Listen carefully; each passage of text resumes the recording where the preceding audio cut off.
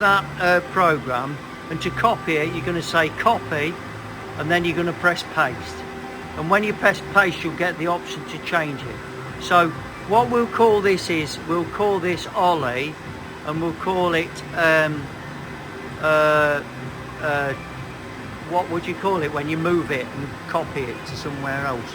Because I'm going to move it along that bar and do another one. Transfer. Yeah, transfer then. Yep. And okay that. And that's your new program. Okay. So just to reiterate, if we want to actually delete a program, you have to press those, go back to that transfer program down there, and you have to press that, and then you press that delete button, and that deletes the program. Yeah.